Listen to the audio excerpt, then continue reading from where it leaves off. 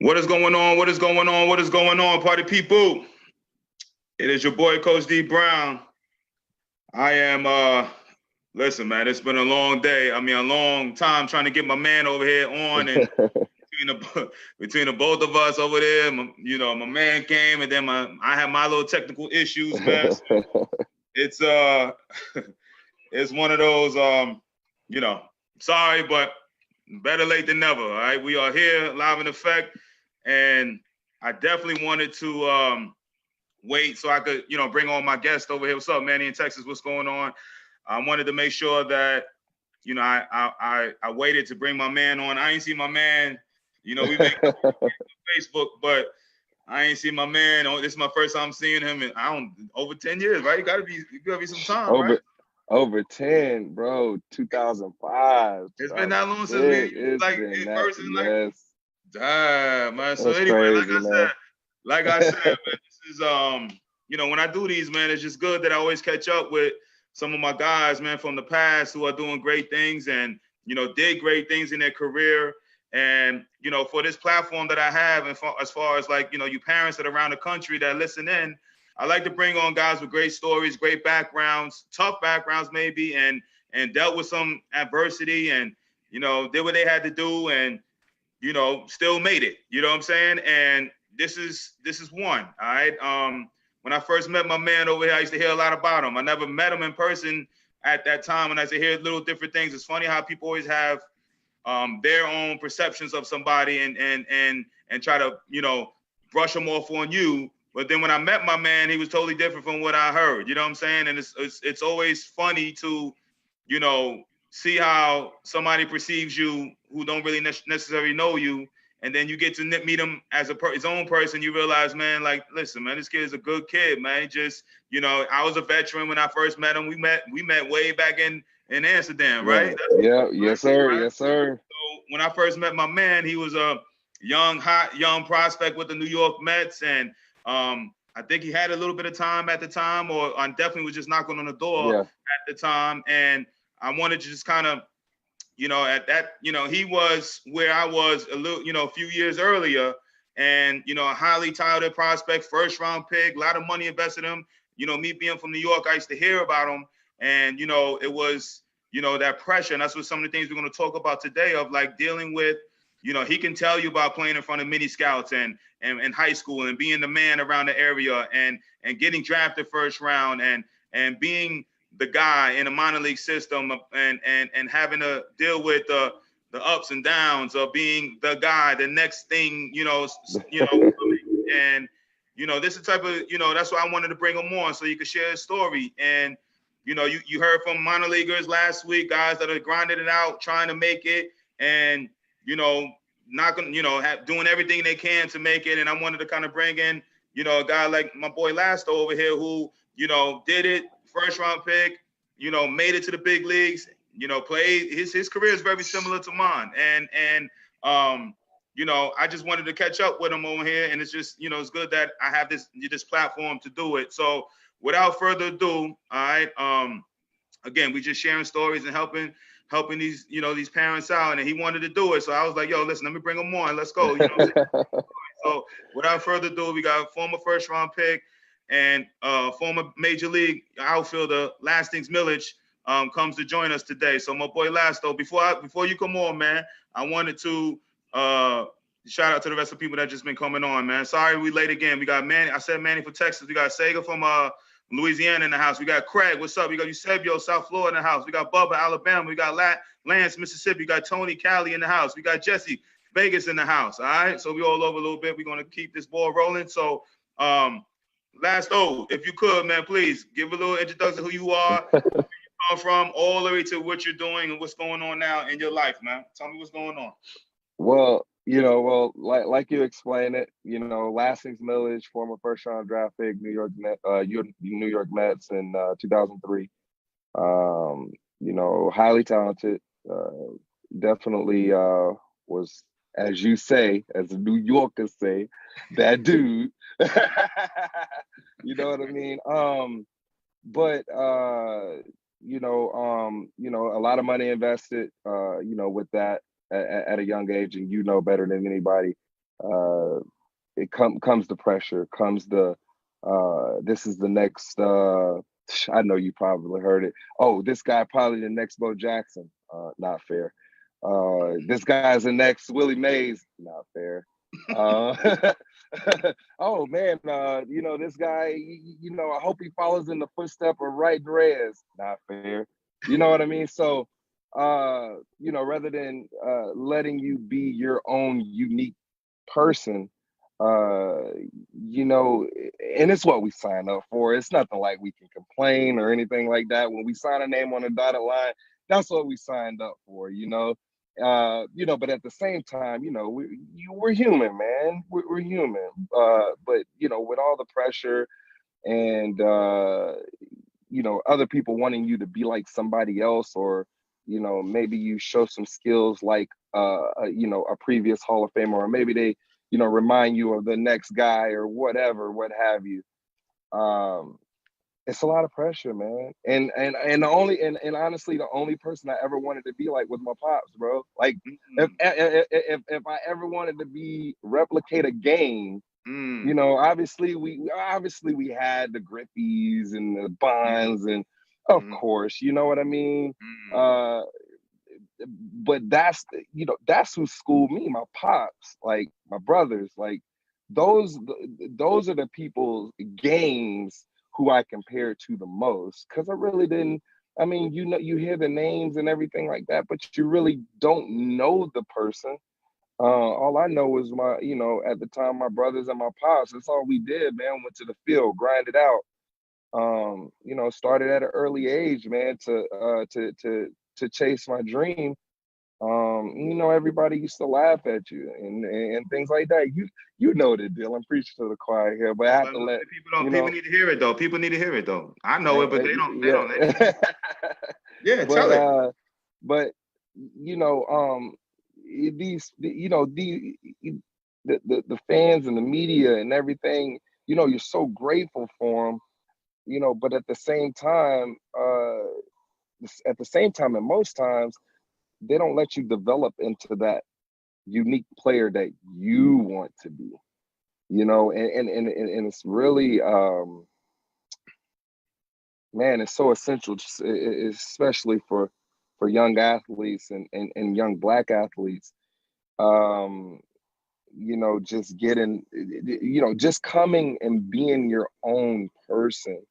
I know, man, I'm telling you, you was like a mentor to me, man. When they room me with you, bro, I'm telling you, you knew your job. That was the thing. You knew to get me that information of what I'm gonna go through early. That's why I got so much respect for you. That's why I wanted to get on and kind of share, the relationship that we have, so these other young athletes can understand the culture of baseball, especially from a Black American point of view, because it is different. You hate to say it, but it's just so different. And when I followed you in your first video, getting to know D Brown, like I was like, dang, man, this is me. This is me. Preach it, D. Preach it. You know what I mean? And you came up in the Big Apple. I came up in Bradenton, not a big area. But you came up in the bright lights and really fighting for your spot. You know what I mean? Fighting for your spot, grinding through. Here in Florida, man, we got it made. You know what I mean? We're year round, nice weather, things like that. Like what you had, a lot of competition. But where you came from New York, man, it's tough. You couldn't grind it out like how I grinded it out. I had a cage in the back of my yard. Right now you can't hit outdoors. Right. You know what I mean? So we all had to grind, but at the same time, man, I tip my cap from all the Cold State players, man, because you guys got to grind 3-4 times harder, man, than us, man. We're really we're really blessed to have this weather, but man, I mean, shoot, where do we start, D? I wanna I love what you said, man. Let's get into it, man. This is why I brought you on here, right? So you said a few things, man, and I love it, man. That's why I brought you on. Again, just a quick story. When I first met him, we were in the room and I just hipped him. You know what I'm saying? I was going through my stuff when I met him, and I was on my way actually down, and I was just I didn't ask to, but it was like God, putting us together so I can hit this young dude to be like, listen, this is what's going on. This is what's going to happen, and this is what you in store for. And just like, yeah, I came from New York, but you were playing, coming and playing in New York, where I was in Kansas Yeah, City, which was, a totally different beast, a totally yeah, different market. And so anyway, I want to let's get back to, you from Bradenton, Florida, right? Last though. yeah, All right. So born and raised. born and raised. So now you get drafted first round. What pick? 12th, 12th 12th pick in the overall, nation, 2000 what? 2003. 2003. He's the 12th pick in the nation, all right? And by the New York Mets. So instantly, it's a lot different media coverage from a first round pick from a Kansas City Royal guy to the New York Mets. So now he's a first round pick, and now he's in the system and he's going through his ups and downs. But I want you to let's talk about it, man.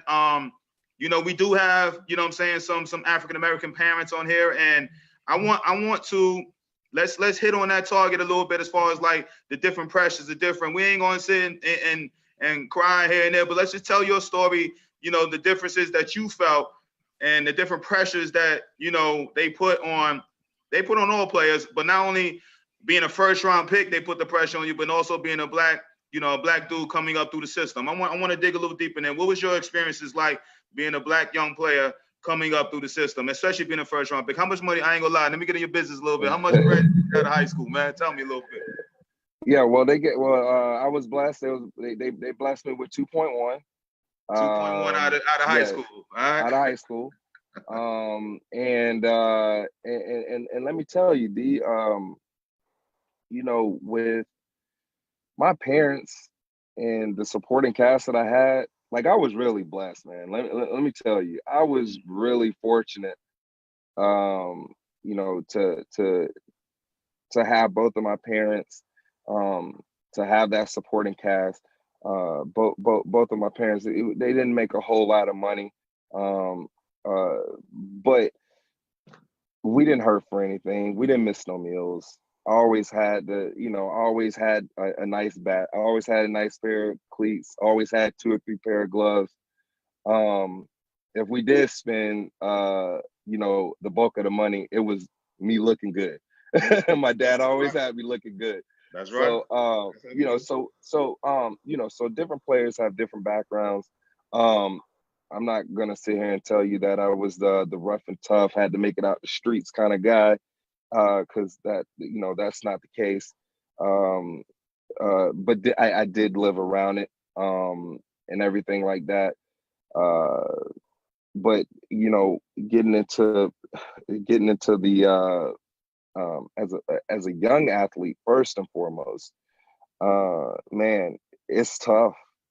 It's tough because you know when you get in, it's competition, and people take competition uh, as arrogance.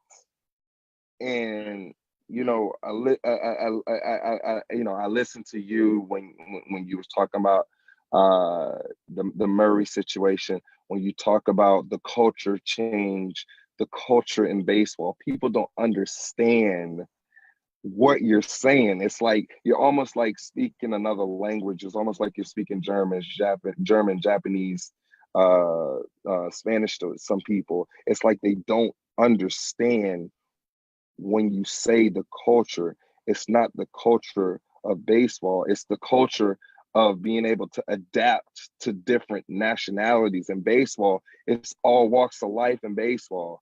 You may hit uh Asian guys, you hit Latino guys, and then you got, your American guys, but you also got Black American athletes. So those, like all those cultures are on the same team along with your fan base. Your fan base may be a different culture. So you got all these cultures and nobody really know how to adapt to one. Mm, mm, Nobody is willing to learn how mm, to adapt to one. mm. And That black athletes too. that's true. That's true. Black athletes too. You know, Yeah. Yeah. we can't We leave hate on it. you We too. We can't we leave it. we we'll hate Yeah. on each other quicker too. You know. Hey, you know what I mean? So it's like, you know, when I got in, you know, I had the ability to adapt to the Latino culture. I took the Latino culture in. Number one, because I mean, let's not kid ourselves. The Latino culture is, uh, you know, the culture in baseball right now. You know, um, so you know, so when I was in 10th grade, I took that in. I took that in. I took Spanish because I knew if I was gonna have any chance, and I'm really taking this serious, and I'm really working on my craft. Well, guess what? I got to learn different cultures. I got to learn different cultures, and I was fortunate enough to you know to have you know other white ball players help me out. You know, I always was one of the only blacks on the team, so you have no choice. You know what I mean? And so from you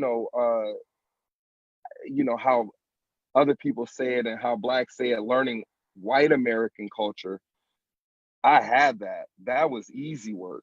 I went to a Christian school, and I was around white America all the time because of the sport I played. Couldn't dodge it, didn't want to dodge it, whatever. Mm-hmm. Mm-hmm. Give it to me. I want to learn. I want to Mm, learn the culture. I want to learn how it is to be corporate. You know, you know, we're around the streets all the time, so we know what it is to be street smart. mm-hmm. Um, and with all that being said, you're well rounded. We have all cultures in the bag, and that's uh, coming up as a young athlete is what's the toughest to understand. It's the toughest to grasp, and it's the toughest to actually do. Mm, Um, you know, so anytime us as Americans in general, you know, white Americans, Black American, Mexican Americans, what have you, America in general. I don't like to get too political, but you know, going and playing in a different country, playing you know how it is playing in winter ball. You know, I played in Japan. You know, and we went to Europe together. mm-hmm. Um, but we're spoiled. We want everybody to adjust to English. We want everybody to adjust to the American way, even when we're not in America. Mm-hmm. Mm-hmm. Mm-hmm. How is that fair? When you seeing one of your one of your boys, Latino guy, don't even speak English, Right. but But surviving, surviving. grinding, Yep. Yep. you Yep. know, Mm-hmm. you know how is that fair? So you know, a lot of times, man, um, you know, we really take that, you know, we take that for granted, man, and we don't like as Americans to adjust out of our comfort zone. Mm, mm, And mm, and let me tell you, I learned that early. I was learning that in high school. I was learning that in Little League. mm, You know, mm, you hear it all the time, man. You with the white boys, man. You with the white boys. Da da da da da. mm-hmm. Hey, if I'm gonna get paid by being around white America, if I'm gonna get paid being around Black America, if I'm Mm, gonna get paid being around the Latinos, if I'm gonna get paid by being around Europeans, being around Asians, guess what? I got to get it done. mm, mm. Preach. I love it. Mm, mm. You know, so Hey, I'm sorry. Go ahead. If you was wrong, I thought you was done. Go ahead, man. no, no, no. I mean, we rolling now. We rolling. So, Yeah, I love it, man. Hey, you speaking some real stuff, man. And yeah, it is because again, I want to go back. That's what I'm saying. So, you know, you're adjusting, you out there, they don't, that's the problem sometimes. I feel like, and I've told the story that, you know, certain, you know, when and you're going to get this in the when management is judging you and players are sizing you up, and especially you're young, you're a black kid, young with money in your pocket, and so you got everybody kind of looking at you and looking like for the fourth. And I know you went through this because that's who I used to hear about you before I met you. All this. He hired, I used to hear all these stories about some lasting Milledge that, he's Showtime and he a hot dog and he's all these like, then when I meet you, I'm like, dude, man, you're a normal kid over there, you know what I'm saying? Just a young dude grinding, happy, and I love what you said. I think you said something like, you said that they take your confidence. You said something about they take your competitiveness as being cocky, right?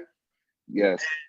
And I love what you said about that, man. And then that's why I said I want to kind of dig a little deep, because sometimes you don't wish for these things. You don't understand like why people judging you the way they judge you when they don't even know you. You know what I'm saying? Yeah. And then when they get to know you, like I got to know, I'm like, man, this is a good kid, man. When you talk, all these stories I heard about him, I'm like, and I me playing, I knew I was like, these dudes, man, white, black, whoever, hating on this young kid for one, he got money in his pocket. B, all the media, a lot of people loving on him. And then with the love comes the quick hate, you know what I'm saying? So I want to talk about playing, with pressure, like, being a highly touted, prospect, and, talk about the ups and downs of that a little bit, because people, they hear 2 million, they're like, oh, you had it made. You know what I'm saying? What do you mean you got 2 million out of high school? What do you mean? Oh, but they don't understand that with money comes pressure to live up that the organization puts on you, that the fans put on you, and all of that. So I want to, dig a little deeper. How was it for you coming up playing with that type of pressure? Well, for me, like I said, I used to really, I really used to love the pressure, to be honest. I used to like it. Cause my wife, and I know she's looking right now, I like drama, man. I'm sorry. You know what I mean? I'm not afraid to admit it. So I like it. I like the fact, that you might not think I'm a good ball player.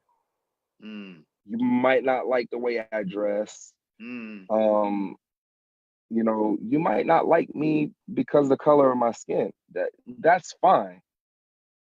But at the end of the day, I want to show you why I'm good. I want to show you why I'm one of the best in the world. Because at the end of the day, and it's people going to be on here right now. It's going to be people on here right now that don't like me.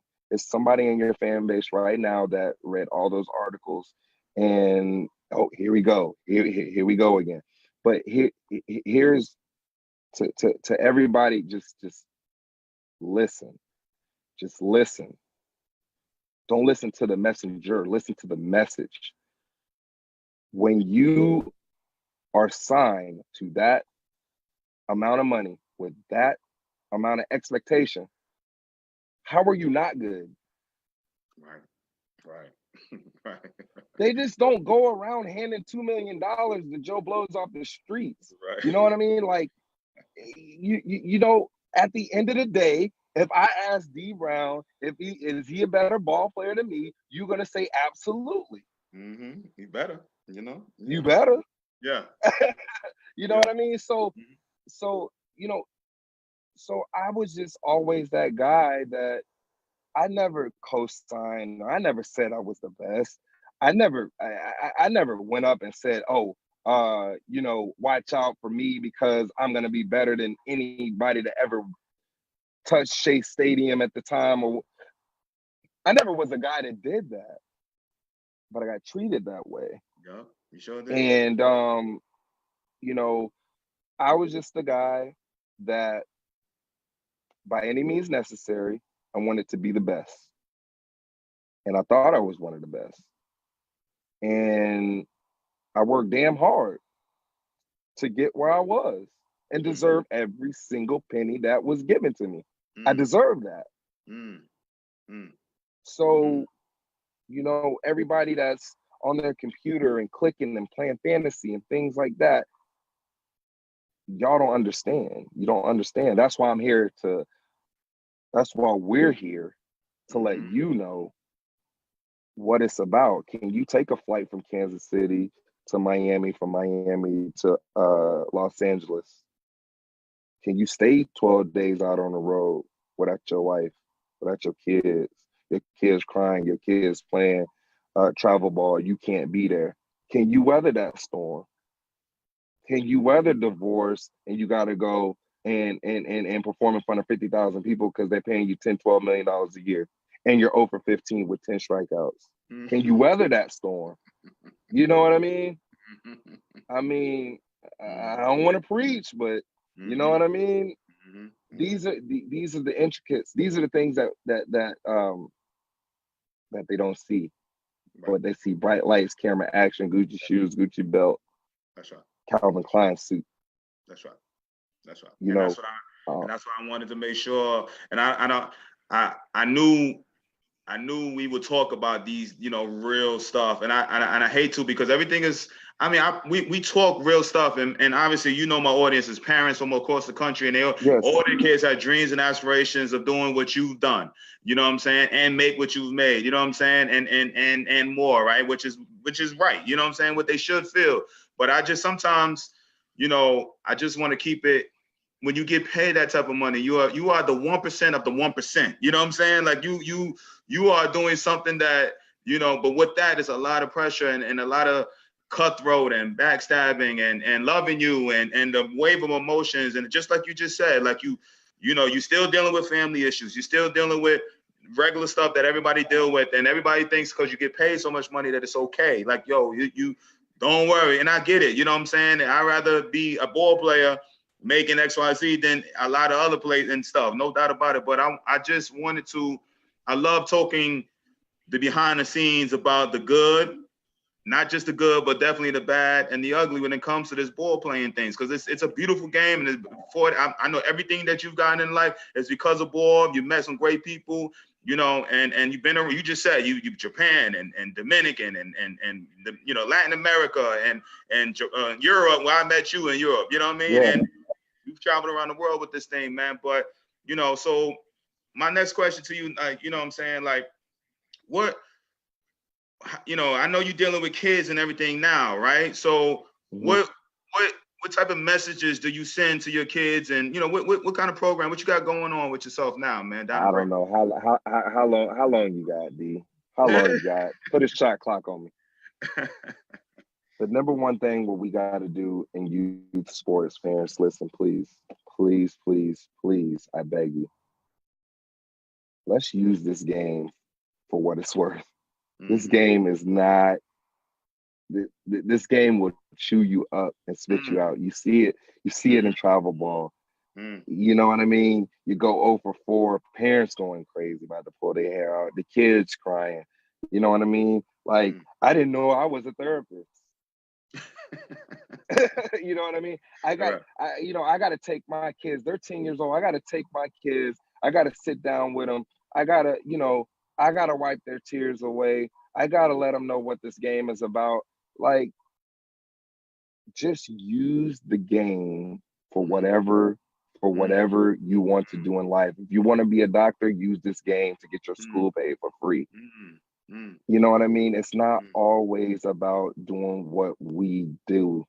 What yourself and what I've done, you pretty much just don't even try to do it. Just don't even try, because it's so hard. Then again, there you go, sounding arrogant again. Yeah. But it's the 1% of the 1%. We got just a good a chance of being president. And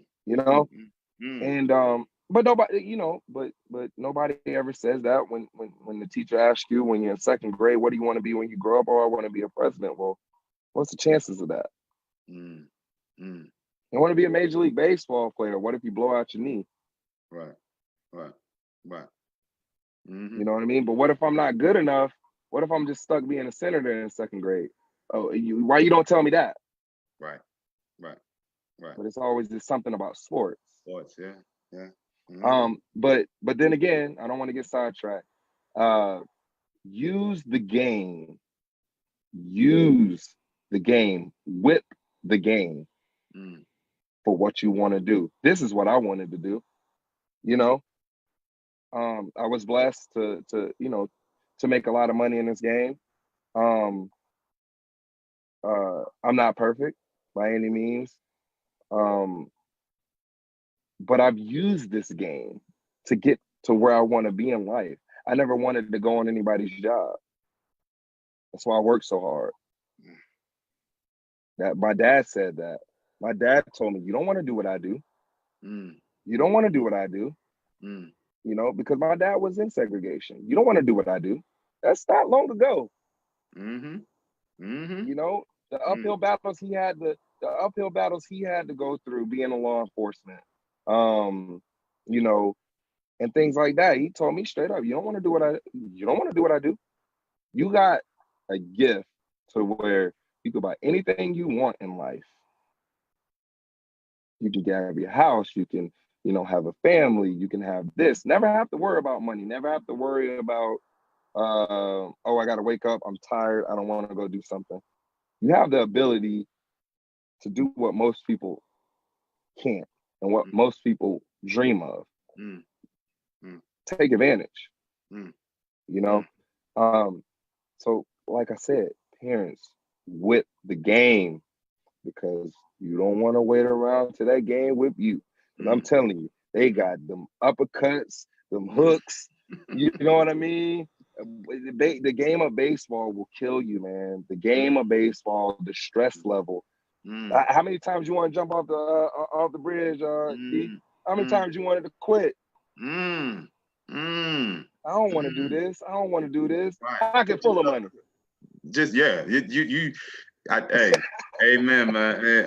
I tell people, and I kid about it, but when I'm going through it, I remember my first year I struggled ever in the minor leagues, man. I tell people I was on suicide alert, and they take it like, I'm like, no, like but for real though, like contemplate like ending it, because you never failed in your life before until you got to the first. Like I was like, and I know we laugh about it, and I'm not even encouraging or downplaying any type of suicide. No, not at all. Okay, but I'm talking about when you feel like your life is over because you're going through a 1 for 42, or you just struggling. You know what I mean? You can't find it. You don't think you could play no more. You want to walk away, but I mean, this game is a humbling game, man. And then we're talking about on the field, but I love, you know, you hinting and you talking about a lot of stuff off the field that you got to deal with. It's always about off the field. In the lines, the game is the game. That's easy word. You know what I mean? That's easy word. Yeah. Now I'm not saying it's easy to go 2 for 4. No. We're not talking about stats. We're not talking about productivity. We're not talking about hitting a home run or what have you. I'm talking about showing up and competing. Easy work. That's easy. But you know what's hard is, like I said, my kid crying on the phone. There wasn't no FaceTime. Wasn't no Skype. Wasn't none of that. And I just I just got a newborn at 3 months. And I told my wife when we first got together and things like that, and we got married, honey, we don't need to have any kids until, you know, I retire from this game. It's just too hard. I've seen it. You see the horror stories. You know, it's just being away and not being involved in your kid's life. You can't. Yeah. You're a deadbeat without wanting to be a deadbeat. Amen. So, you know, like I said, you want to play this game. These travel ball parents, they want to play this game. Well, hey, we're here to tell you, dig deep into this game, because the things that you think, you ain't even getting to 2% of it. You know, you're not even getting into 2% of it. And we're not even gonna get into minor leagues and the long bus rides and making $850 a month if you don't have a bonus. We're not gonna get into that part. We're just not gonna get into that part. Yeah. But you know, 8 to 10 guys in an apartment. Mm-hmm. You know, we're not gonna get into that part. Eating peanut butter and jelly in 105-degree heat, practicing, taking infield out. We're not gonna get into that part. You know, but if you want to play this game, you're gonna have fun playing this game. But don't only play this game for fun. Play this game for a mission. A mission. Have a mission in this game. You know what I mean? Have a purpose. You know, adults always say, hey, we got to work with a purpose. We got to do this. We got to do that. But when they get in competition and they go to the baseball field, all things are off. It's like they click a button. They click the real life button off in baseball. But baseball is life. You strike out, you fall down, you pick yourself back up. See you in 20 minutes. Are you going to be confident in 20 minutes? Or are you just going to completely check out in the second inning? You know what I mean? But definitely a microcosm of life, man. Yeah, but they click that they click that button off, and a lot of these parents are successful parents. They're business owners, they're doctors, they're lawyers. The grind that they had to go through inside the classroom, inside those lines, you just click the button off, and all bets are off. All the grind, all the work, everything, you lose it when you get inside travel ball arena. Oh, my kid's a stud. My kid went, 9 for his last 12. My kid this, my kid that. Guess what? It's only 30 first-round draft picks in a year, every year. And there's two people on here that was inside of those 30. Amen, brother. You know what I mean? So when I say when you play this game, you're gonna have fun competing and playing the game. You have fun competing, shoot marbles. But this game in particular, this baseball, I'm not talking about basketball. I'm not talking about football. I'm not talking about all that other stuff. Baseball, aka the mental destroyer, aka self-esteem killer. Play this game for a mission. Play this game for a mission. If you want to own your own business one day, shoot for the stars, try to get to the big leagues, try to get to college, get some kind of currency for it. A JUCO scholarship, that's currency. You're not going in debt. D1 scholarship, you're not getting in debt. It's currency. It's money. Don't try to get the money as a professional. That's hard. That's hard. Get the money as a collegiate athlete, as an amateur. Get your degree for free. Start in life debt free. Because now you can take a $35,000-$40,000 job, but don't have $300-$400 in debt. You got to pay them much. So them $35,000 is really like $70,000.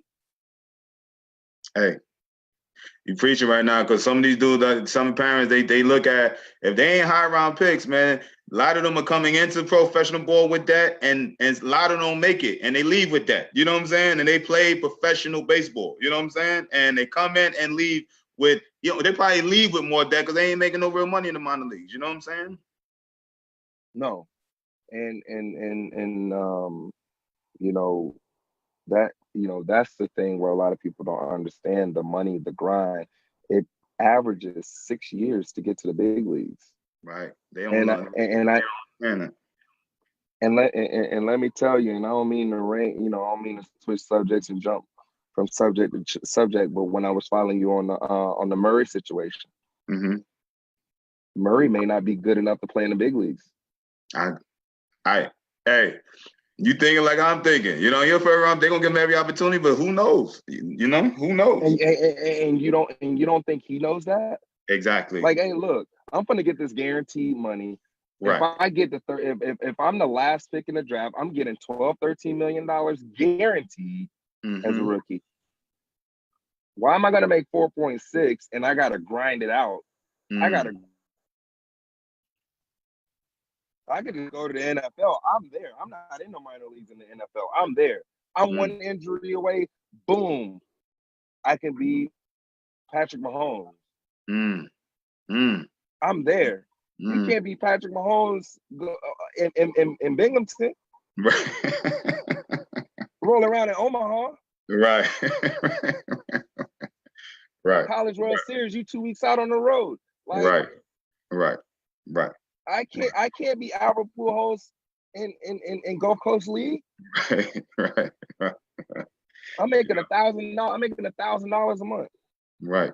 Right. You know. Right. Right. So that's that was that's that with the with the column with the Murray situation. Get your money, man. It's a paper chase. Get your money, man. Get your money. I want him to play baseball selfishly because I'm looking at it from a young African Absolutely, American. and me too. You know what I'm saying? Two-sport dude. You know, hipping the game more than it needs to. You know, like just hipping the game. But logically, is no doubt. Like he'll make if he do what he got to do. He'll make quarterbacks make. Long-term, big-time player baseball money. You know what I'm saying? But they're like the only ones, unless you're a high, a DN or something like that. So I get it. You know what I'm saying? But selfishly, I was wanting him to, And selfishly, me too. Yeah. So and selfishly, me too. Hey, but I love what you were saying, man. So what I'm gonna do? All right, we're gonna get back on these subjects. I got a couple of questions that came in. So parents, you see the type of heat that I bring on these to help you understand. And I know Lasto, and he'll tell you himself, but he ain't saying not to shoot for the stars for all of that, man. But we are just giving you the real skinny behind, like basically be careful what you think you want to know and think that all this is all what is all cracked up to be, man. You know what I'm saying? It's a lot that goes behind it. It is a grind, but we wouldn't change it. You know what I'm saying? And I'm glad that people are on here getting to hear the real stuff, man. I don't think this is I don't know, Lasto. I'm not a big media person. I know I front like I'm doing this. I'm behind. Like I'm this show and all of that, but this is taking a life of its own. But I don't believe like people on social media, on TV.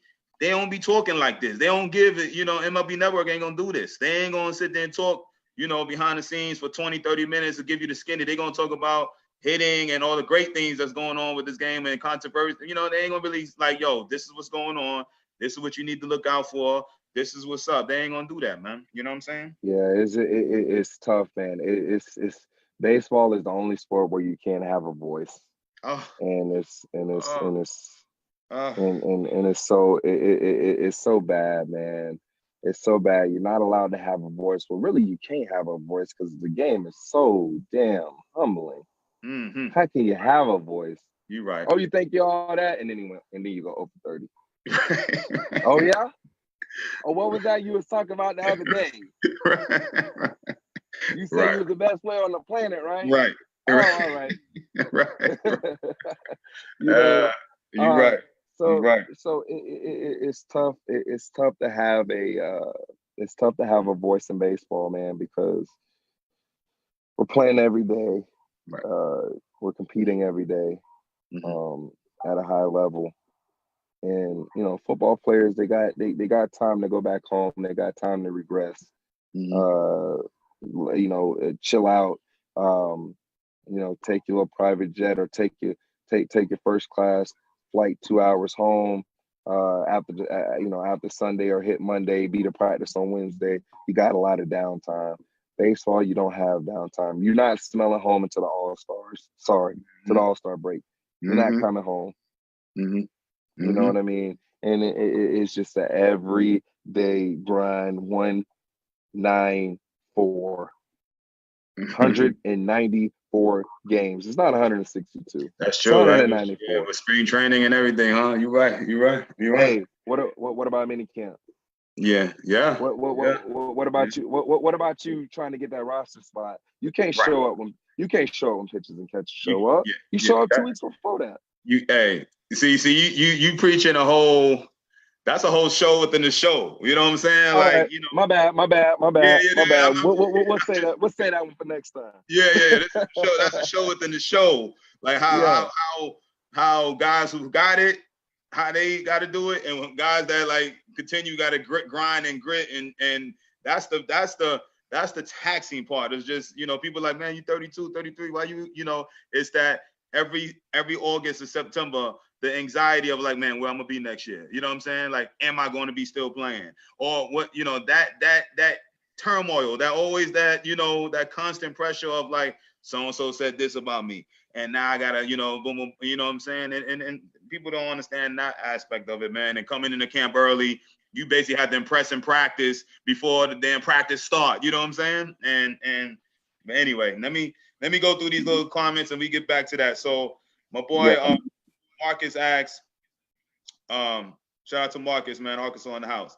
I'm soaking this in. My son loves baseball. We trying to get all the info, man. I'm glad you on, man. All right, Corey asks, for both of you guys, D, did you guys take classes for money management since both signed and became millionaires at 18, and also classes for professionalism type of situations? No.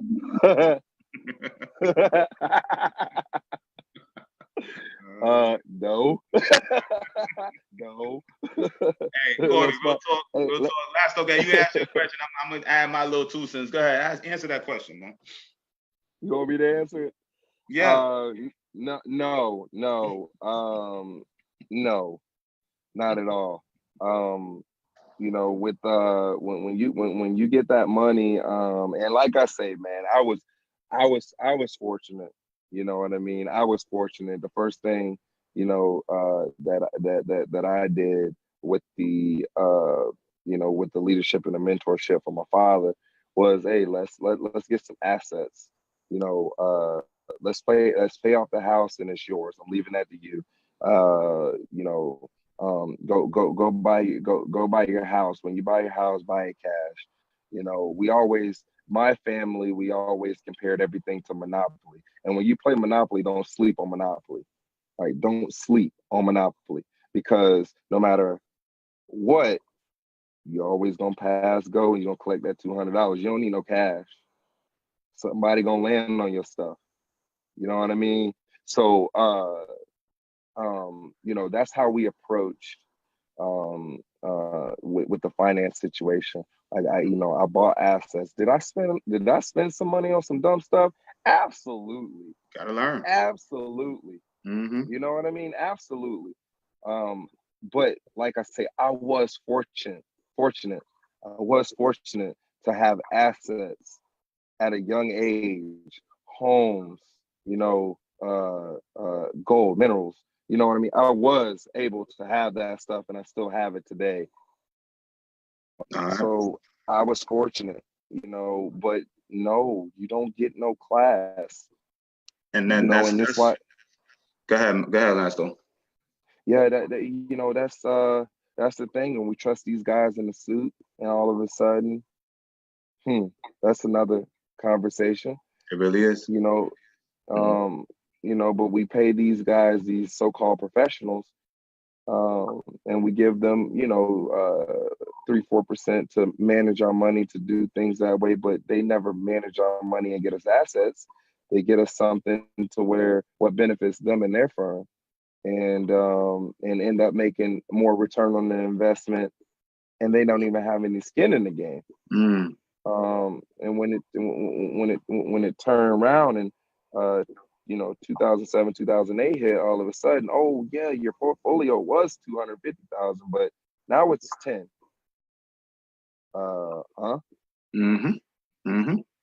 I'm ready to show up at somebody's doorstep, man. You know what I mean? But no, we trust these people, these advisors, and it's good advisors out there. Don't get me wrong. But we trust these guys, and then all of a sudden, some of these piranhas, they end up getting hundreds and thousands of dollars off for our hard work. And 6-7 years down the road, $1 million is not a lot of money to live off if you spread it out over a period of time. No, not at all. Not at all. So no, we don't have no class. And even a class, you're still gonna do what you want to do. That's right. You're still gonna buy what you want to buy. you're still gonna trust who you want to trust. Yeah. So a class really, I mean, yeah, you could say you did it, but when you actually get put inside the arena and they give you that check, you take that baby down there and you cash that baby, and that thing go through, and you look and you go pull a couple hundred out the ATM because you can't get no more than 400. And you look at your statement and you see all them doggone zeros. Everything just gonna get thrown out the window, man. Hey, real talk. I love what you're saying, man, about the assets and all of that. You actually had a better head start than I did. Your father was teaching you well. Corey, to answer your question, man, no, they don't. Just like Lasto said, and that's something that I've been harping on, and I'm gonna have something for that, man. My talk is my thing. Just what he just said. You're right. If you're waiting to 18, 19, or a college guy to get the money, then learn. It has to start. You just delaying the inevitable. Yeah, you have to lay the law. You know what I did the other day? I'm getting on my daughter, and this is off kilter, but it's on topic. But from the mistakes that I made, all right. So my daughter just turned 11, and I told her on her birthday, I said, listen, I gave her what she wanted, and I said, but this is the biggest gift I can give. I gave her it's called I don't know last if you read it, but it's called Rich Dad Poor Dad, right? With Robert Kiyosaki, right? And I said, listen, I didn't read this until I was 30 something, and I had money come through my hand, and I'm like, I understand that it may be a tough read a little bit for you right now, but I said, get into this book and learn it. I said, this is the best gift I can give you, more so than the talent the gifts of talent that I'm blessed with my my athletic ability. I said, if you learn what this is, learn this, you be well ahead of the game. If you make any money with tennis or whatever she's trying, I said, you know what to do with the bread that you make. You know what I'm saying? And so anyway, it's up to us now because of we had it, and and we obviously know how to spend it and make it and invest it too. But I know that I wasn't blessed with my parents telling me these type of things and what you're talking about, assets, and my parents did not talk about that type of stuff. So that's why I handed her that book. I just did it in November. She just turned 11. I thought she was old enough at that time to start learning of what an asset, liabilities were. So they need to get better. All right, Corey, to answer your question. So they do. We got let's keep this thing going, man. Somebody calling me, man. We got the facts. All right. My boy D Iris over there. Damon asks, Lashes Millions, man. I've heard a lot about you. Cool. He said, believe he made a play with his homeboy Ronnie Daniels. Do you know Ronnie? Okay. Joker? No. He said he played for the Expos. Okay. All right. Let me know. All right. No good. All good. All right. Yeah. Chipper says, love it. Can't wait for my son to hear this. I'm excited. No doubt about it, Chipper. Sergio says, yes, that's real talk. What is people don't like when you are different or play, walk, or talk different? People here call it here American arrogance, but believe in yourself. That's what I teach my son every day. All right. No question, but you just, naming a statement. I got you, Sergio. What are you doing nowadays? Where are you located? Bill asks. Oh, I'm in, like I say, I'm in Bradenton. I do I didn't want to get on your thing and, do all the, promoting or whatever with my business. But I actually have 3 different businesses. I run a trucking company, and my wife and I, we have 8 properties that, that we rent out, and also a year and a half, Logan Wells and I built a training facility called First Round Training, and that's kind of been what we've been doing, giving all this information. My kids know all this stuff, man. Let me tell you, you could probably get them $1 million right now, and they'll probably know what to do with it better than I do. They hear it all the time. You know what I mean? And just teaching, just teaching the young kids, how to be held accountable and to work like a professional. Let's try to work like a professional, even though we're 10 years old. Let's be professionals. We can do it. You know what I mean? That's, so that's what I'm up to, right now, trying to, deliver that mission every day, of holding these kids accountable, not telling everybody what they want to hear, but what they need to hear. And like I said, we had a couple people that didn't hang in there, but for the most part, everybody is hanging in there, and everybody is really looking past of how the message is being delivered, and listen to the actual values of what myself and also D can really deliver to these kids to have a jump start. You don't have to YouTube. I tell my kids, you don't have to YouTube. So you got amateurs on YouTube. Me, I'm not an amateur. This is what I do. I'm the surgeon at this. This is what I worked my whole life, and gave up a lot of childhood normal things that we could have did as a childhood. I gave all that up to shoot for this mission here. So that's what I'm up to. Trying to get these kids the correct information on how to be a professional baseball player, even if you never be professional. I love it, man. All right. Bill asks, Major League down to 50 Black American ball players. All right. Oh boy, here you go. You just gotta suck me in, and I love it. Go ahead. He asked it. I gotta ask the questions, man. I'm ready. All right. He said, what can and should be done to increase those numbers? Does he want the truth, or do we want the politically correct answer? I'm not giving no politically correct. You gotta give it the truth, big dog. Major League has to do more. Okay. I think Major League hides behind. RBI. Yep. I know personally of ideas to help the urban youth development. I know proposals from Mr. Chet Lemon himself that was presented to Major League Baseball and was denied. Major League just have to do better. They have to market better. Their marketing is absolutely terrible. So until the guys in the suits do their job, we can't do anything. Like, we're peasants in the game. We can't do anything. We can't make anything move. You know what I mean? We can be the people on the side, the side of the road holding up the signs. We can do that kind of stuff. But in order to make a change, we need the $1 billion guys to step up. They got to do more.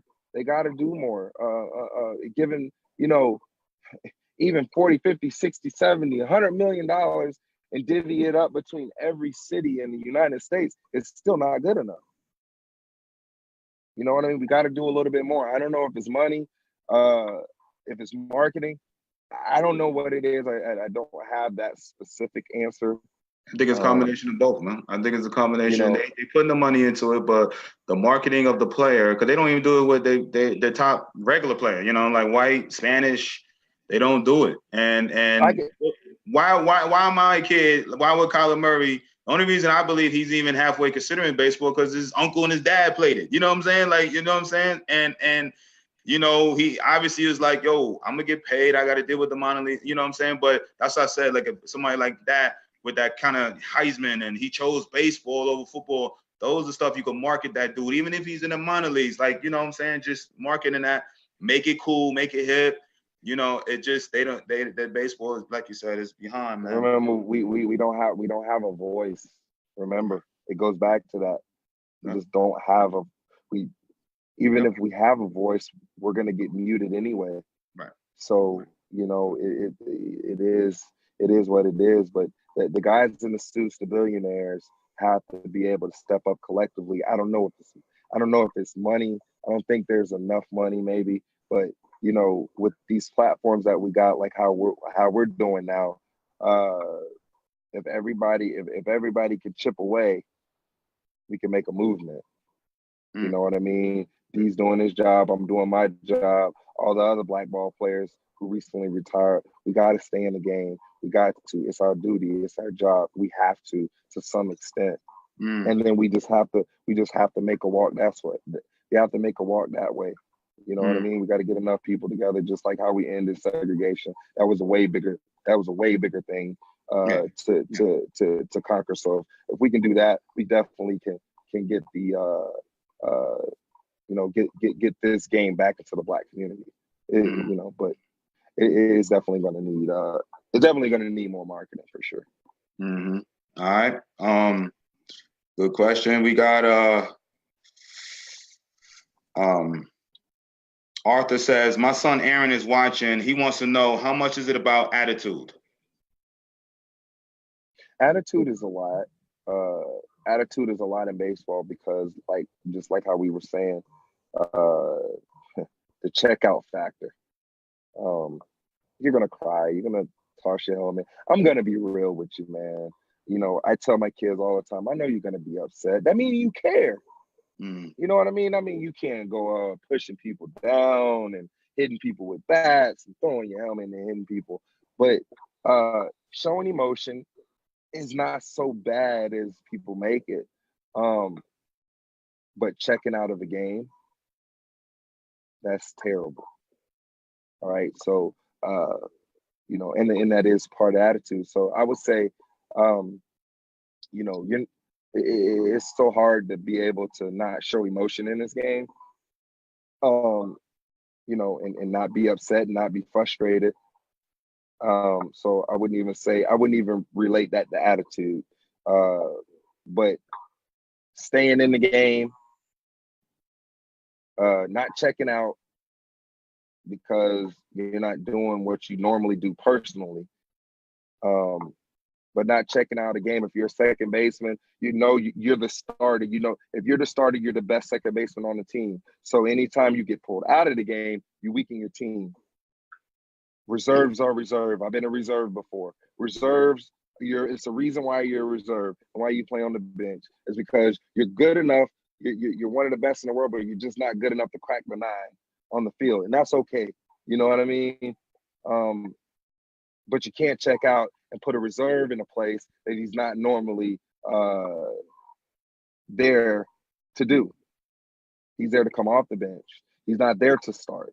Everybody have their role. So if you checking out and you're one of the, not only the best second baseman on the team, but you're one of the best second basemen in the league, and now you're checking out mentally, and now I got to bring in another guy that,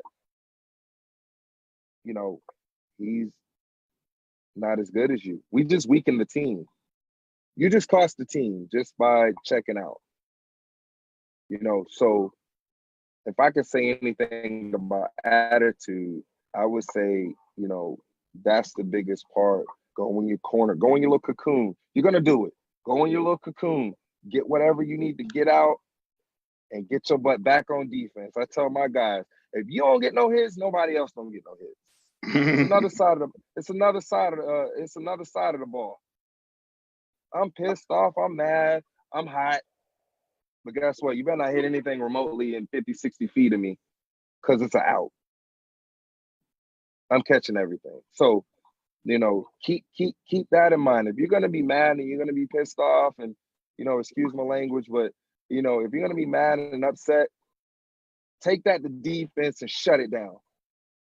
You know what I mean? Shut it down. And then that's how you become a force, because you're not a liability on the other side of the ball because you're checking out or you're not good on defense. But you know, your manager knows, okay, shoot, Lassen's over 2, boy. They better not hit it the shortstop. I want them to hit it the shortstop because I already know what's going to happen. I want them to hit the ball to this guy. You know what I mean? So don't check out of the game, man. It's so easy. It's so easy to check out the game, though, because I done checked out of plenty of games. We trust it. That's human. That's human of us. You know what I'm saying? I mean? You know, But the difference between us, the difference between amateurs and professionals, we can smile and look like we're having fun, and honestly, inside we're burning and we want to quit. Yeah. So with the attitude, sometimes you gotta fake it, man. Sometimes you gotta grind through it. I be telling these kids all the time. I be telling these kids, man, in a showcase atmosphere and all, you gotta chuck and job, shuck a job, you know what I mean? You gotta be an actor out there, you know what I mean? It could be hot, you could be tired, but nobody needs to know that, you know what I'm saying? Nobody need to know that. All right, Mark, nobody needs to know. I'm sorry, go ahead. No, all right, no, go ahead. I was just saying, the fans don't know when we're hurting out there. It looks like we're healthy all the time. You ain't lying. Lord knows. But go ahead. Mark says, as former players, why do you think more discussions and talks like this aren't happening? This is truly the most enlightening discussion going on about baseball, in my opinion. Because we don't have jobs. Hey. Because we own our own entities. I ain't gonna lie, behind the scenes, man, I got 2 or 3 my boys, man. They were this close to coming on, right? But they scared, I'm gonna set them up, you know what I mean? And they don't want to come on. I'm like, I ain't gonna do nothing to affect your job. They scared that I'm gonna have conversations like this with them. I know who I could talk to. You know what to do. You know what to do. Yeah. And I'm like, I ain't gonna affect your livelihood, but but just that fear. That's why you don't see guys marketing themselves in baseball. That's why you don't see guys stepping out, want to do their own thing and all of that. Like basketball, you see millions of followers, they killing it off the court, traveling all over the world. Baseball, they shun that stuff. You think you too bigger than the game and you trying to do too much. That's that attitude. That's why you don't see guys focus on real stuff. And I honestly, that's why. Listen, sometimes I be knowing, I think I could honestly right now be coaching in the big leagues. I'm sure you probably feel the same way. And it's like, but do I got to go through all of that? I got to muzzle my mouth. If I don't like somebody, they don't like me, they can affect me. You know what I mean? I don't want to deal with all of that. You know what I'm saying? I don't think, you know what I mean? You said it best. I mean, shoot, I know I can be a big league hitting coach without a doubt. Because I know my dedication to my craft. I know because me as a hitting coach, I'm going to get in there and I'm actually going to take batting practice every day in the cage. Why? Because I need to know the feel. I need to know when my stuff is off. You know what I mean? That is all of being, being a leader, man. You can't be a leader if you ain't play or you don't train. I don't know, maybe I'm wrong, but at the end of the day, you're right. You're right. But I'm not going in a place where, Milledge, you can't work with this first rounder. Your hands off. Okay. All right. Because honestly, D, we haven't done nothing for this game. Right. We played in the big leagues. Don't get me wrong. Right. But peer to peer in the big leagues with time, we ain't do nothing. We ain't do nothing. Small little. We ain't do nothing. Right. You know. Right. Real talk. So we wouldn't be valued. Our information wouldn't really be valued in the minor leagues. It wouldn't be valued. So, that's why, we don't do it. And that's why we can get on here and say what we want to say and still have a job tomorrow. You ain't lying. Hey, I love it. Hey, Jesse asks, Coach, quick question. What is the average D3 miles per hour pitcher or infielder? He wanted me to type it. All right. What you think the average D3 miles per hour is? Lasto? Me? Yeah, he meant for me. I thought it was for you, but it's actually for me. But my bad. But I was just, what do you think about 82 to 84, 3-3? You know what I'm saying? Average? Yeah, I would say that. Even if you're throwing in the 90s, who cares? Get the job done, man. You know what I mean? Don't fall. Get me wrong. it's sexy to be able to throw 95 across the diamond, but what good is that 95 if you can't, if you got 15, 20 errors a year and 10 of them are throwing? Mm-hmm. You know what I mean? So, you know, I would say anywhere 83, 84, like you can make a difficult play, you can make the routine play. That's all. That's your velocity. Make the routine play. Whatever that velocity is. If it's 60 miles an hour, it's 60 miles an hour. We done made outs, you know, getting the ball across the diamond 70 miles an hour. You know? But don't get caught up in the numbers, man, because we are who we are. You know, the day you sign your contract, you're only gonna regress. Each day you get older, you're gonna regress. You're not gonna get better. You're gonna get smarter. You're gonna get stronger, and you're gonna get smarter. But your athletic ability diminish every single year. Yep. So, yep. You know. Yep. I used to say that all the time. I'd be like, the more I'm playing, the more I feel less of an athlete. You know what I'm saying? Like I used to, man. Oh my God, I used to say that. And I mean, baseball's a whole nother, like I was, you know, anyway, man. My boy Bill asked, I'm gonna get through these questions last though. Bill asked, his son wants to go to Inspiration Academy in Bradenton. Do you recommend that school or heard anything about that school? Yes. Yeah, shout out to Inspiration. I like Inspiration. I like what they're doing.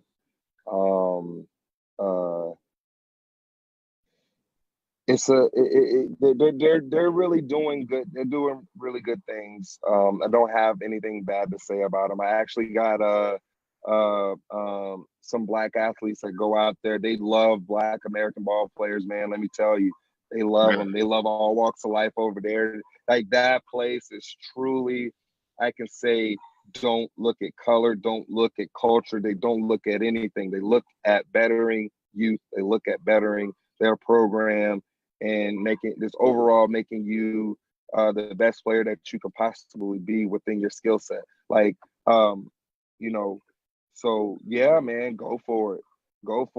You know, nice. I got nothing bad to say about Inspiration because three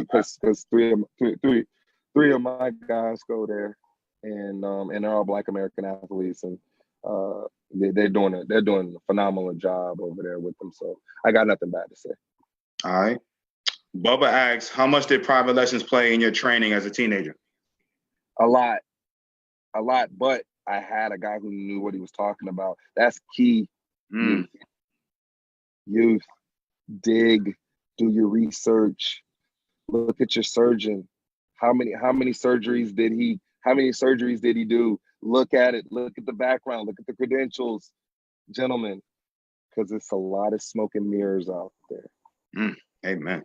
You know what I mean? Do your research, please. If you can't, I would always shoot for a big league guy. I would always do it.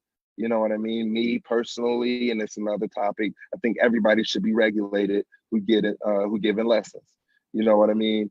Not only will it help us, you know, as ex-professional athletes, but it will get better information out to the youth because there's so much bad information and bad habits that are being created in the amateur world. And but do your research. You know what I mean? If you're coming to see me, do your research on me. You know what I mean? You know, because at the end of the day, you're not going to go anywhere if you don't have a good mentor and a good leader. I love it. Hey, so, my boy Damon asks, do you know Cletus Davidson? Hey, you want to put me on the spot. If I don't know these people by name, I know them by face. You ain't gonna. I doubt you know Cletus because Cletus, he was a little older than me, but I remember Cletus. But my boy Damon over there wants to know if you know them dudes. But I remember I think Damon knows. I remember Cletus. Cletus is from Haines City, little infielder, Twins, second round pick, good dude, man. But yeah, and Paul Wooden says still got all your rookie cards lastings and okay, cool. Yeah, cool. So that's what's up. That's what's up, man. And listen, so sorry. this is sorry I couldn't make it worth millions of dollars, but hey, that's cool, man. That's okay, Appreciate man. it. I appreciate the support. Hey, now you giving $1 million advice to those kids out there. You see what I'm saying? And to people around here. So that's more than, you know what I'm saying, us making it. Trust me, man. So listen, we've been on for a little over an hour, man, and I love it, man. Great. This has probably been one of my best shows, just content wise and just real talk wise. You know what I'm saying? So when I envision having these type of, you know, when I had these lives, not only I want to, you know, encourage the guys and bring on college coaches and all of that, which is great for great information, but they need to know the skinny, the behind the scenes, the ups, the beautifulness of I talk how much, you know, need to grind and make it, but on the other hand, they need to know like what's in store for them. And I think as a matter of fact, I know you painted that picture well, man. And so anyway, what I want to do last though, I want to, if you could, man, I want to end this, man. You just kind of, you know, like basically close this out, man. Close this conversation out, man. Give something to these parents and to the kids that's going to be listening now and in the future, man, with these interviews. Well, like I said, you know, anybody out there that's being mentored by D, I'm telling you, this is, you know what I mean. This not your late night show at 2:00 in the morning. You know, you know, trust this man. Let me tell you, you can trust him, because I had to. You know, I was at a point to where, you know, getting ready to go to the big leagues, and let me tell you, the difference between AAA and big leagues, it's like a Grand Canyon leap, man. It's you think you close. Yeah, you're close to getting called, but like skill set wise, mindset wise, you know, the preparation is for everyday life. It's such a learning curve, man. It's a huge learning curve. So I would say, you know, for the D Brown Baseball Nation, you got yourself something. You got yourself a true surgeon. There's really nowhere else to really go and look. Take advantage of what you got. And also, you know, I have the Bling City Nation, the Diamond Nation, first round training. They're watching too. Shout them out. Shout out your people. Shout out what you're doing. Yeah. You know, but at the end of the day, and I have to tell my parents all the time, you know, you have something special. You know, you have something special because, you know, the people in North Dakota, the people in New Hampshire, the people in Rhode Island, the people, matter of fact, everybody who can't touch mentors like yourself and myself, they have an uphill battle. They have an uphill battle, you know. So cherish this, because I'm telling you, just by following the mentorship, following the blueprint, let me tell you, you don't even have to be that good.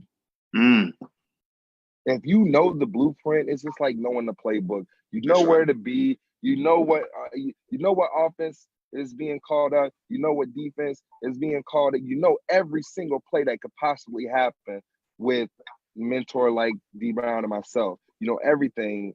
You can know everything about this game if you ask. You can know everything you need to know from A to Z, not from A to D, because not a lot of people have been to where we've been. And doesn't mean you can't be a good leader and a good mentor if you never played in the big leagues or never played college or what have you. I have a mentor myself. Shout out to Frank Osi, that he never played high school baseball, but he's my bench coach. You know what I mean? He's my bench coach, and he makes sure, hey, no, can't do that. This guy's married to this guy. This guy, oh shoot, yeah, you're right. You know what I mean? So, you know, so guys, I'm telling you, use what you have in front of you with the big league experience. There's nothing like big league experience, because you're getting paid a lot of money, you know, to do this game, to play this game, and that's where we've been. We've been paid millions of dollars to do this. Use us. use us to your advantage. Use us and throw us away, however you want to do it. Because I'm telling you, in the end, you will be blessed not only within the game, but outside of the game. It's easy work to go show up to a job and work on that craft. That's easy work. You know what I mean? I gotta go to McDonald's and do that. That's easy work. I gotta go 9 for 10. Otherwise, I'm gonna be fired. You know what I mean? So you playing this game, use the failures, use all that, use that to so you can create this it factor that, look, nothing can shake me. Nothing, let me tell you, nothing in life, there's death obviously, but going 1 for 42, going 1 for 27, you almost want to be dead. Being booed by your own fans, you almost just want to check out. Let me tell you, use this game, use the failure to the best of your ability, man. And like I said, I can't say enough about you, D. And a lot of it is really catching up. And and things like that, man. But what you did for me in Amsterdam, man, it was a lot, man. It was a lot. I wish I had more brothers like you in the big leagues, because honestly, I think I would have had a longer career and things like that if I was mentored properly. I didn't have the proper mentorship in the big leagues. Right. So I'm the same way, brother. I feel the same way. Yeah. So I think that's just the closing. Things out there is just, man, use your resources. We're not asking for anything. Obviously, we can't do it for free. You know what I mean? We can't do this for free. But they get this great conversation for free. This is worlds of this is so much knowledge. This is so much. That's why I said, like, this is not.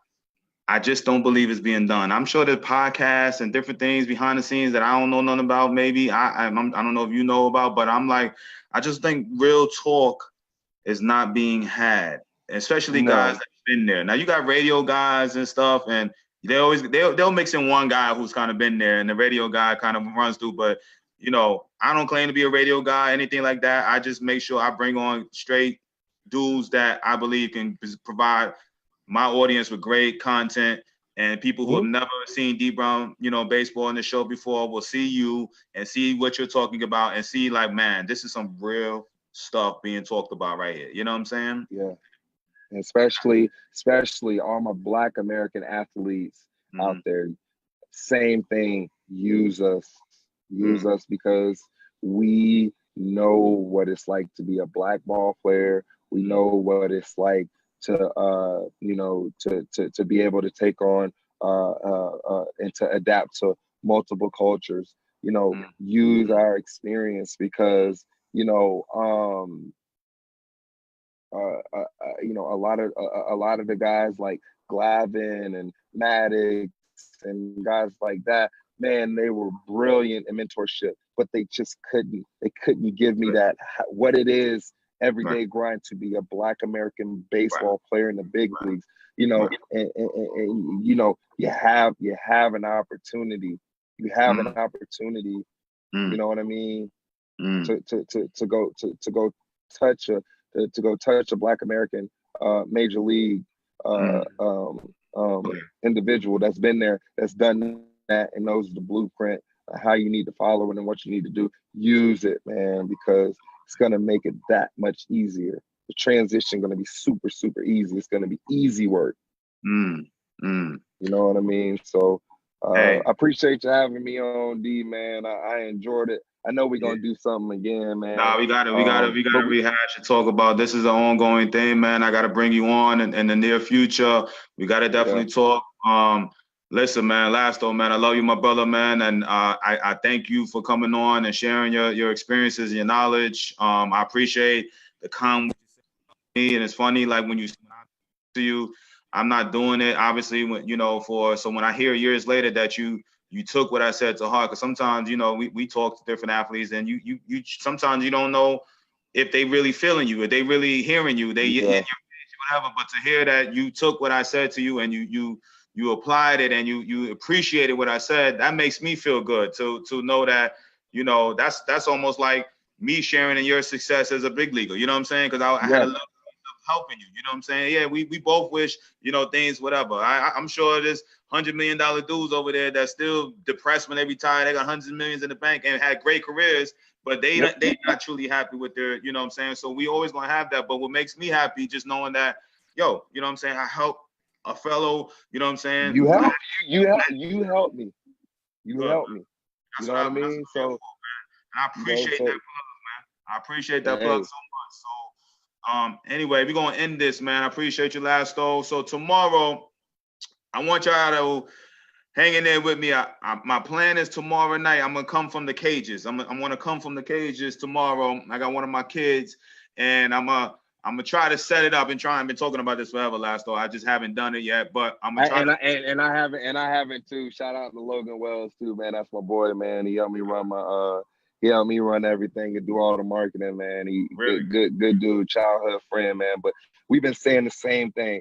You know, you got so many things like, I'm gonna do that, I'm gonna do that, and then 5-6 months later, hey man, D-Rob, man, I thought you said you was gonna do this, man. Right.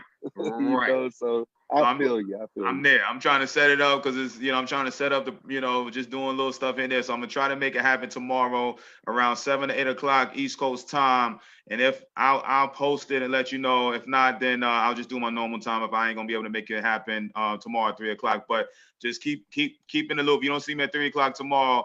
I'm be at tomorrow night from the cages, and we'll just keep this ball rolling. So last though, I appreciate you, my brother. Hey, listen. Hey, much love, man. Much love. No doubt about it, man. I love you, my brother. Tomorrow, just look for I can't even say, I'm gonna try to be on at 8 o'clock tomorrow night from the cages, and we'll see you there. I'm gonna say peace and love to everybody still listening in. Great conversation. Damon, I always say appreciate you guys. Chipper says, appreciate you guys. Bill always says we need to start to get together. He's like, with our connections, we need to start making our own leagues. He been saying that to me for forever. You know what I'm saying? But Mark says, thanks, guys. You know what I'm saying? So, I appreciate you guys, man. Last though, again, my brother, love you, my guy, and I'm gonna holler at you, man. Hey, love you too, D. Hey, I'll holler at you, man. Keep doing your thing, man. Anytime you need me, I'm always here, my brother. I appreciate it, my guy. Appreciate it, man. You can't take care of yourself, man. All right? All right, Dan. Later. All right, guys. See y'all tomorrow. Peace and love.